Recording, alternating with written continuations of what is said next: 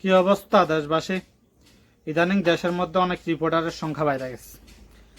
দেখা গেছে এখন ওই পোলাপানি কি করে একটা ফেসবুক পেজ বা একটা ইউটিউব চ্যানেল খুইলা মাইক্রোফোন একটা নিব, নিয়ে মানুষের মুখের সামনে মাইক্রোফোনটা দইরায় উল্টাপাল্টা প্রশ্ন শুরু করে।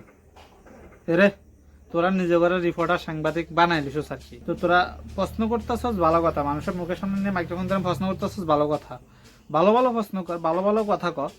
তোরা তা না করে তোরা করো উল্টাপাল্টা প্রশ্ন। হ্যাঁ, এগো প্রশ্নটি শুনলো মাথা গরম জায়গা।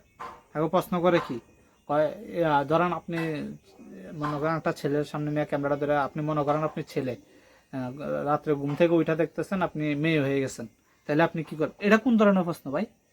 হ্যাঁ, প্রশ্ন আর খুঁজা পাস নাই।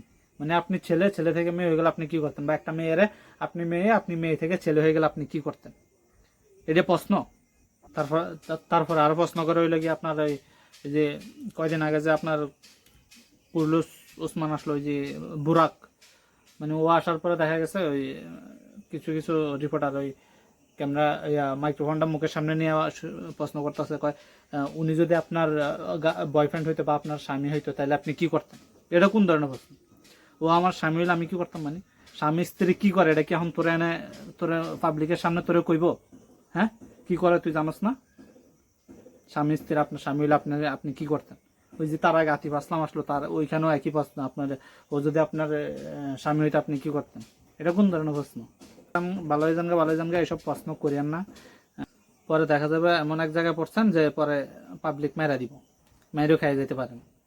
ভালোই জানগা এইসব উল্টাপাল্টা প্রশ্ন করেন। আর রিপোর্টার হয়েছেন ভালো কথা, ভালো মতো প্রশ্ন করেন। হ্যাঁ, কিছু কিছু আছে না ভালো ভালো প্রশ্ন করতেছে, বিভিন্ন ইভেন্টে যা প্রশ্ন করতেছে ওইরকম করেন। তা না করে আপনারা উল্টাপাল্টা প্রশ্ন করে বসে থাকেন। মানে ভাইরাল হওয়ার বেশি ইয়া না, শখ। মানে উল্টাপাল্টা প্রশ্ন করে ভাইরাল হয়ে যাবেন গা, কোন দিন জানি মার খেয়ে ভাইরাল হয়ে যান গা। এরকম রিপোর্টার যারা পাইবেন, মানে এরকম উল্টাপাল্টা প্রশ্ন যারা করবো, একবারে সুন্দর মতো হ্যাগো প্রশ্ন হ্যাগো দিয়া দিয়েন পিছন দিয়া।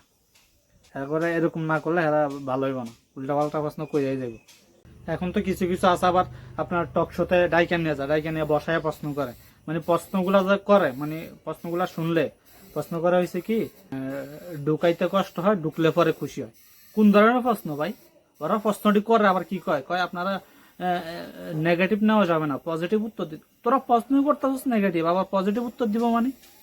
তারপর প্রশ্ন করে কি কয়, মেয়েদের সবচাইতে নরম স্থান কি? এটা প্রশ্ন? এটা কোনো প্রশ্ন হইলো? হ্যাঁ, তারপর আরো আরো কি কি যেন বলে, মেয়েদের শরীরের এমন কোন জিনিস যা সব মেয়েদেরই কালো হয়? এটা প্রশ্ন? হ্যাঁ, মানে এইসব মানে এইসব এদিক মানুষ দেখে কি লেগে? এগুলো তো দুইটা ব্যান করে দেন দরকার। এখন তো কিছু কিছু টক শো বাড়াইছে, ওইখানে নিয়ে মানুষটা অপমান করে দেয়, উল্টাপাল্টা প্রশ্ন করে। কি রে ভাই, মানুষের কি মান সম্মান নাই? মানুষের মান সম্মানের দিকে চাস না? আপনি যদি আরেকজনের সম্মান দেন, করেন, তাহলেই তো আপনি অন্যজনের কাছ থেকে সম্মান পাবেন। এখন আপনি যদি আরেকজনের সম্মান দিতে না জানেন, আপনারা কি সম্মান দিব? হ্যাঁ, আপনি টক শোতে নিয়ে আপনি উল্টাপাল্টা প্রশ্ন করবেন, উল্টাপাল্টা কথা বলবেন, তো এইসব ভালো না। ভালো হয়ে যান। আর এসব রিপোর্টার পাইলে যেটা কইছে এটা, ভালো থাকবেন, সুস্থ থাকবেন। Bye bye.